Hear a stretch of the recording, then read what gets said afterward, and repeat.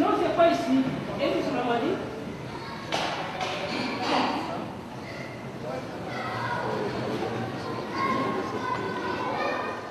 Pour ce film, pour Entre les murs, j'avais vraiment envie de jouer le jeu jusqu'au bout, c'est-à-dire de n'avoir que des acteurs dont la vie avait à voir avec le sujet.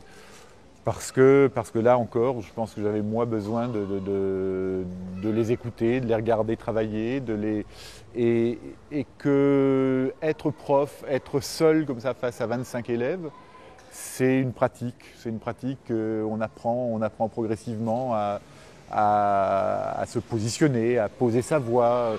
On apprend aussi on est continuellement dans une espèce d'obligation d'improviser à chaque instant, de répondre du tac au tac à pas une question, à 1000 questions qui s'enchaînent. Et que tout ça, c'était quelque chose que j'avais envie de retrouver dans le film, d'autant que j'avais envie de laisser, même au moment du tournage, un espace à l'improvisation. Il me semblait qu'un prof était le mieux placé pour incarner ce personnage. Et puis après, c'est vrai que moi, dans le livre de Françoise, ce qui m'avait intéressé, c'est la somme de documentation que ça me proposait, un regard de l'intérieur que j'aurais jamais eu, moi, en étant même observateur, quoi.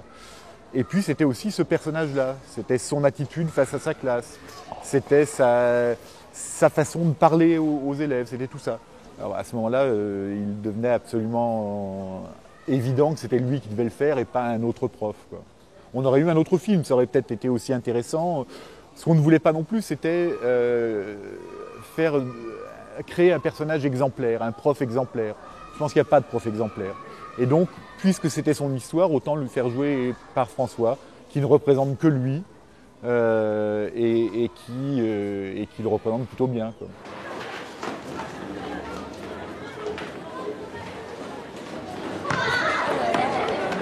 Comme ça, mais moi je sais même pas comment on a part, comment vous avez fait. Elle est là, Et donc toutes les deux là. Japon Goupé Nemo CPE, bravo, merci pour tout. De rien. Ouais, vous auriez pu passer par moi quand même, non? Quand un prof il se plaint d'un élève, il va avoir le CPE, on a le droit de faire pareil, non? Non, ça marche pas dans les deux sens, figure-toi. c'est Non, pareil. pas du tout, absolument pas. Que si. Et vous attendiez quoi en le faisant? Que vous soyez puni, comme nous. Je sois puni. Bah oui. Toi, tu vas me faire punir, toi. Bah ouais, comme vous nous avez insulté, vous êtes punis, c'est ça? Bien sûr, tu serais avancé à quoi que je sois puni? Eh ben moi je l'aurais dit. Ah oui. Bah ouais. Ah oui, c'est très bien, ça sert à quelque chose. Puis là, c'est vrai que j'avais envie aussi de montrer un espace de travail, une classe, voir tout le travail produit dans ce lieu, que ce soit par les élèves ou par les profs. Et puis, oui, montrer que c'est pas toujours évident, mais montrer que c'est aussi qu'il se passe des choses très importantes entre ces gens dans cette classe qui a à voir avec le travail et la place qu'on occupe dans le monde, quoi. Je vous la mets où cette table?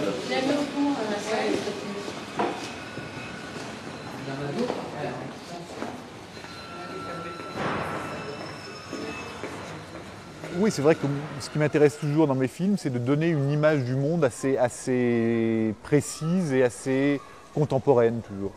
D'abord parce que quand j'écris mes films, j'essaye de m'inspirer aussi de l'expertise de leur propre vie que peuvent m'apporter les acteurs.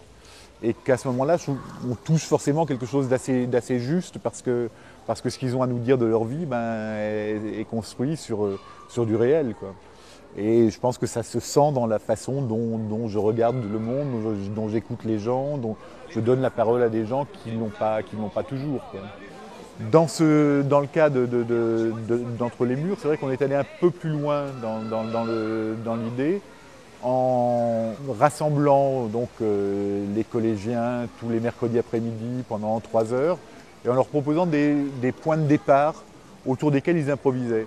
Et ces points de départ n'étaient pas forcément les scènes, étaient même rarement les scènes qui sont dans le film, parce qu'on n'avait pas non plus envie de griller nos cartouches et de perdre cette vitalité qu'ils ont quand ils se jettent pour la première fois dans une scène. Mais on voyait jusqu'où pouvait aller un acteur, on voyait comment tel argument pouvait résonner dans la tête des personnes présentes.